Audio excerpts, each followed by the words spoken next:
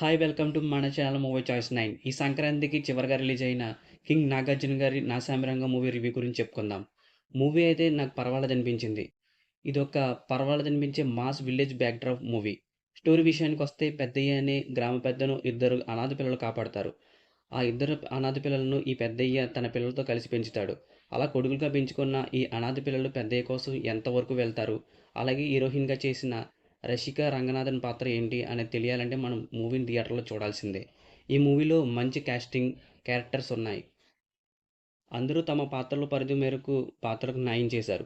ముఖ్యంగా 'కింగ్ నాగార్జున' గారు మూవీలో 'సొగ్గాడే చిన్నాయన' టెంపోని ఈ మూవీలో కూడా కంటిన్యూ చేశారు. దానివల్ల మనకు కొత్తగా చూస్తున్నా అన్న ఫీలింగ్ కలగదు కాబట్టి చాలా తొందరగా ఈ మూవీకి కనెక్ట్ అవుతాం. నాగార్జున గారి గోదావరి యాస, ఆయన నడవడిక, మెయిన్‌గా ఆయన స్క్రీన్ ప్రజెంటేషన్స్ చాలా బాగున్నాయి. ఫైట్స్, యాక్షన్ పార్ట్ చాలా సాలిడ్‌గా కనిపిస్తాయి. ఇక హీరోయిన్‌గా చేసిన 'అషిక రంగనాథన్' తన క్యారెక్టర్‌లో డీసెంట్ పెర్ఫార్మన్స్ ఇచ్చింది. మూవీలో తన అందం, అభినయంతో మూవీకి హైలైట్‌గా తన క్యారెక్టర్ నిలుస్తుంది. నాకు చాలా బాగా నచ్చింది తన క్యారెక్టర్. అలాగే అల్లరి నరేష్ గారు మరోసారి మంచి ఇంపార్టెంట్ క్యారెక్టర్ చేశారు.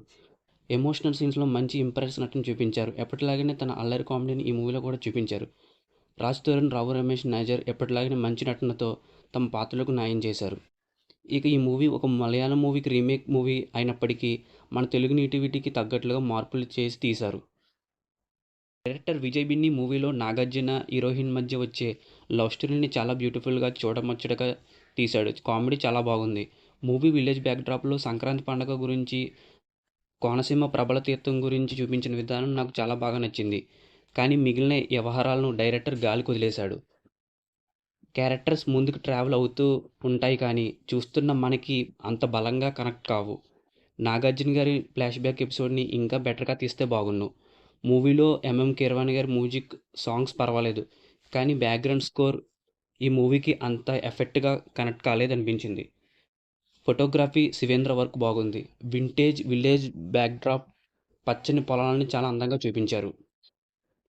ఈ సంక్రాంతికి వచ్చిన 'నా సామిరంగ' మూవీ నాకు ఫ్యాన్స్‌కి బాగా నచ్చుతుంది. మూవీలో గోదావరి, కోనసీమ జనాలకి కనెక్ట్ అయ్యే ప్రబల తీర్థాల గురించి ఎక్కువగా ఉండటం వల్ల ఈ మూవీ వారికి బాగా కనెక్ట్ అయ్యే అవకాశం ఉంది.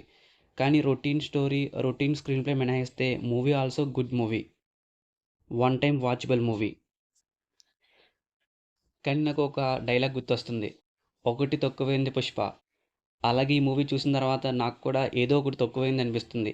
అలాగే ఈ మూవీ మీరు చూసుంటే మీకెలా అనిపించిందో నాకు కామెంట్ చేయండి. మూవీలో బ్యాడ్ లాంగ్వేజ్, అశ్లీలత సన్నివేశాలు లేవు కాబట్టి ఫ్యామిలీతో కలిసి చూడొచ్చు. అలాగే మూవీని భారీ ఎక్స్‌పెక్టేషన్ పెట్టుకోకుండా ఈ సంక్రాంతికి సరదాగా ఫ్యామిలీతో కలిసి చూస్తే మంచి ట్రీట్‌నిస్తుంది. ఇలాంటి మరిన్ని మూవీ రివ్యూస్ కోసం, మూవీ అప్డేట్స్ కోసం మన మూవీ చాయిస్ 9 ఛానల్ సబ్స్క్రైబ్ చేయండి, లైక్ చేయండి, షేర్ చేయండి, కామెంట్ చేయండి. అలాగే మన సబ్స్క్రైబర్స్ అందరికీ, మన వీడియోస్ చూస్తున్న వారందరికీ సంక్రాంతి శుభాకాంక్షలు. Thank you for watching. Have a nice day. జై హింద్.